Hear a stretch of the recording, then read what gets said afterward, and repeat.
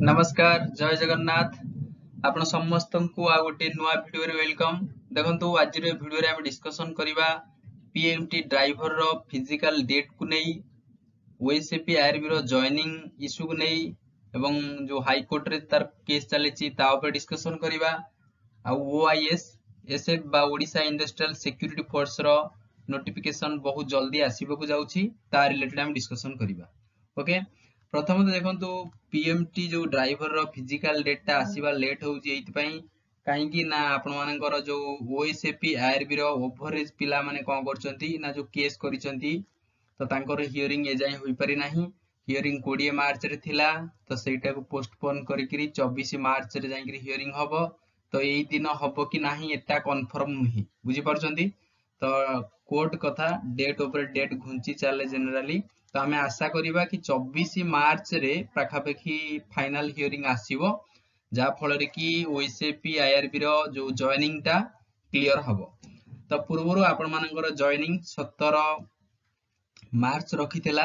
विभिन्न बाटालियन ने जो माने सिलेक्ट होइथिले ओएसएपी आईआरबी रो स्टूडेंट माने कैंडिडेट्स माने किंतु परवर्ती समय रे जेहेतु ओएसएपी आईआरबी रो पई ओवरेज पिला माने एज रिलैक्सेशन पई केस करिथिले तो ता पई आपण मानकर स्टे हे जाइथिला जॉइनिंग टा। तो जॉइनिंग कोन केबे हबो तो से रिलेटेड किछि आमे एबे कहि परिबानी काहे कि ना जा हबो 24 मार्च परे तो 24 मार्च जाए चैनल से तो जोड़ी होंतु 24 मार्च रे किछि अपडेट आसीबो ता पर ही हुआ जाई परिबो जे आपण मानकर जॉइनिंग कोन केबे दबो बुझी परले। द्वितीय तो होउची जे सर ओएसएपी आरबी पई पीएमटी काई होचुची देखंतु ओएसएपी आरबी रो जेहेतु केस टा सॉल्व होई नाही तो फिजिकल मेजरमेंट टेस्ट टा पीएमटी रे केमति हबो बुझी परचंती। पीएमटी ड्राइवर वालांकर फिजिकल डेट केमिति आसीबो गोटा तो ऑलरेडी पेंडिंग अछि ना तो सेहिति पई आंकर केस सॉल्व आउट हैला परे जाईकिरी आपण मानकर पीएमटी ड्राइवर रो फिजिकल डेट आसीबो। तथापि आपण माने मानि चलंतु एक्सपेक्टेड पाखापाखी 1 मंथ हला कि 1 मंथ ता माने एप्रिल मिड ऑफ एप्रिल को आपण धरि चलंतु तो सेति नहीं आपण मानकर आसी पारे कोन ना मिड ऑफ एप्रिल रे फिजिकल डेट आसी पारे पीएमटी ड्राइवर पिलांग पई। बहुत पिला माने पुनी कमेंट करथिले कि सर सेकंड फिजिकल जो मेरिट लिस्ट आसीबो कि देखंतु आसीबार चांसेस 99% अछि कोन पई ना देखंतु विभिन्न बाटालियन रे एबे भी सुधा पाखापाखी 200 प्लस कोन रहिछि ना वैकेंसी रहिछि काहे कि ना यदि आपण देखिबे केवल भुवनेश्वर रे पाखापाखी 80 टा सीट वैकेंसी अछि जोटी कि 118 टा पदवी थिला सेठी जमारु पाखापाखी 30 रु 32 पिला को सिलेक्शन हेइचंती बाकी पिला सब फिजिकल इवेंट रे फेल हो जाइचंती। तो गोटे बाटालियन जेहेतु 80 टा वैकेंसी पड़ी यदि से बेला टोटली वैकेंसी देखिबा विभिन्न प्रकार बाटालियन रे पाखापाखी 200 प्लस वैकेंसी एबे भी अछि तो आपणकर कोन ना जानि रखा होची जे 2080 पदवी रु टोटली ए जाय भी 200 प्लस पदवी रहिछि। तो देखंतु बहुत पिला पुणी गोटे क्वेश्चन पचारुचंती जे सारे एमिति हबो कि जो पिला माने कोन ना जार जॉइनिंग पळी आसी कंफर्मेशन मेल आसी समस्त पाखु तो जतल ओवरेज पिलांकर केस कथा सुनानी हबो तो तांकर कोन रहिबो तांका चाकरी ना तांका चाकरी की नै जिवे हला कि तो से रिलेटेड किछि ए पर्यंत ऑफिशियली आसीनी काहे कि ना सेमिति हबनी आपण माने जो माने फिजिकल क्लियर करिकरी मेल कंफर्मेशन मेल पाई छंती एवं आपनकर विभिन्न बाटालियन जो 17 मार्च रे जॉइनिंग थिला जो कंफर्मेशन मेल आपण माने पाइथिबे तो सेही पिला माने पानिक होबार एठी कोनोसी आवश्यकता नाही काहे कि ना एबे भी सुदा 200 प्लस वैकेंसी रहिछि। तो ओवरेज पिला माने जो केस करिसेंती तार अर्थ एया नहय जो से माने पाखापाखी 500 200 अछंती जो माने कि अप्लाई करिवे नाही से माने लिमिटेड नंबर अछंती बुझी पारले। तो तांको पई आउथरे विंडो ओपन हबो तो तांको पई पुणी आउथरे परीक्षा हबो एवं फिजिकल करा जिवो बुझी परछंती। तो सेहिति पई फिर भी तांकर एठी चांसेस 99% हबो बोली भी किछि कंफर्म होई पारुनी तो डेट पर डेट घुंचुची तो सेतिरे आपण माने पानिक होबार नाही जो माने सिलेक्शन नेई छंती से मानकर जॉइनिंग फाइनल काहे कि ना जदी टोटली वैकेंट न पड़ी थांदा पोस्ट पूरा टोटली फुल कोन ना सिलेक्ट हे जाई थांदे पिला माने सेतोळे किछि प्रॉब्लम हे थांदा जदी से ओवरेज पिला पुनी चांसेस दबो तांकर पुनी फिजिकल होबा ना त से माने को डुयाउ पोस्टर नेबे तो एठी तो पोस्ट क्लियरली आउरी वैकेंट पड़ीछि तो एठी क्लियरली जाना जाउ जो माने सिलेक्शन नेई चंदी से तो नेबे तापर भी जो वैकेंट रहिछि तांको पई मध्य physical second physical merit list आसीबार संभावना 99% रहिछि बुझी पारले। तापरे रहिला आपण मानकर पुलिस एसआई। पुलिस एसआई रो देखंतु एबे तो जो रिटन एग्जाम काहे देखा जाय नाही, बहुत दूर दूरांतर कथाटा रहउची। तो आपण माने मानि चलंतु मार्च न तो एटा एप्रिल लास्ट वीक बेलकु हला कि एप्रिल लास्ट को धरि चलो पुलिस एसआई रिटन एग्जाम आसी पारे। तो बुझी पारले। तो आउ जो पिला पीएमटी ड्राइवर कट ऊपर डाउट थिला आगुरु कुआ जाईची जदी यूआर कैटेगरी पाखापाखि 30 रु 35 बेला मार्क आसुची आपण माने फिजिकल पई रेडी हुओ। से बेला एससी हला किबा एसटी हला तो आंको पई जदी 25 रु 25 प्लस एवं 30 हला कि 25 रु 30 पाखापाखि रहउची से माने फिजिकल पई निजु प्रस्तुत करो। फिजिकल बहुत पिला कटुचंती बुझी पारिले। तो एती कट ऑफ जार अछि से माने रेडी होंतु। आउ जो रहिला सेकंड मेरिट लिस्ट जो आसीबो ओएसए पीआरबी रो जो वैकेंट रहिला पदवी से तो पूर्ण होई परिबनी सेमिति ना, जो पिला माने फेल होचन तांको आउ थे डाकी दबो सेमिति हबनी। तो आंकर जो सेकंड फिजिकल मेरिट लिस्ट बाहरिबो आपण मानकर यूआर जदी पाखापाखि 60 भलिया प्लस 60 भलिया मार्क अछि ताले आपण माने कोन करंतु ना फिजिकल पई रेडी होंतु। काहे कि ना ये सब ओवरऑल केस सॉल्व होला परे सेकंड मेरिट लिस्ट निश्चित भाबरे आसीबो। जेमिति आपण मानकर कोन ना 22 23 रे जो फॉरेस्ट गार्ड आस्तिला सेथिरे कोन एक्साइज कांस्टेबल हला एवं फॉरेस्ट गार्ड रो सेकंड मेरिट लिस्ट आसीतिला ना नहीं फिजिकल लिस्ट। तो सेही बेला निश्चित भाबरे आसीबो जेहेतु वैकेंट रहि जाईची पदवी बुझी पारिले। तो एबे आमे डिस्कशन करिबा जे ओडिशा इंडस्ट्रियल सिक्योरिटी फोर्स कायना बहु प्रतीक्षित वैकेंसी आसीबाकू जाउची दैट टू बी पूरा ह्यूज नंबर। ओके क्लियरली पूरा 10,000 वैकेंसी आसीबो। प्रथम फेज रे 6000 वैकेंसी आसीबो। आपण माने मानि चलंतु 7 टाइम पिलांग से डाकियो माने 42000 पिलांग से फिजिकल पई डाकिबो जोथरे आपण मानकर गोटे जॉब निश्चित हबो। तेणु ता देरे कोन क्राइटेरिया रहउची एज रिलैक्सेशन मिलियो कि नाही, कोन केते एज नबो, क्वालिफिकेशन कोन रहिबो, फिजिकल मेजरमेंट कोन रहिबो, ए टू जेड इंफॉर्मेशन सब जानिबा। ता पई वीडियो को लास्ट जाय देखंतु। देखंतु प्रथमतः एज कोन केते नबो देखंतु आमर जे माननीय मुख्यमंत्री अछंती मोहन चरण माझी से कहिसंती ओडिशा इंडस्ट्रियल सिक्योरिटी फोर्स पई 10,000 रो वैकेंसी आसीबाकू जाउची।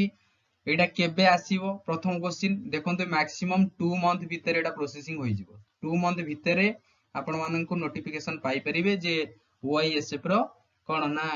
अप्लाई डेट आसी सुनिबे। तो प्रथमतः एज आपनकर कोन नउथिबो देखंतु जदि आमे डिस्कशन करिबा जे जो 2016 रे जो वैकेंसी आसीथिला 2016 रे जो वैकेंसी आसीथिला सेतिरे क्लियरली कहितला जे सबोले जो वर्ष वैकेंसी आसे ठीक सही वर्ष कोन हुए ना 1 जनवरी की हला कि 1 से निर्दिष्ट वर्ष धर 2025 रे आसीओ फाइनल। तो आपण मानकर बयस 1 जनवरी 2025 मसिया सुधा जदि आपण यूआर कैटेगरी ता माने अनरिजर्व कैटेगरी आपनकर बयस 18 वर्ष रु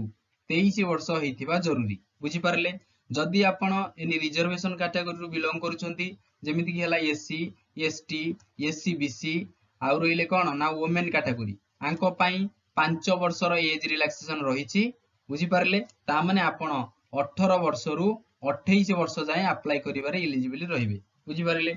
तो आकु नै बहुत पिला मध्य केस करि परंती काहे कि देखंतु आ मध्य रे कोन होइतिला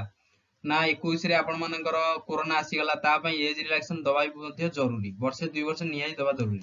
तापरे आसीबा हमें जे क्वालिफिकेशन को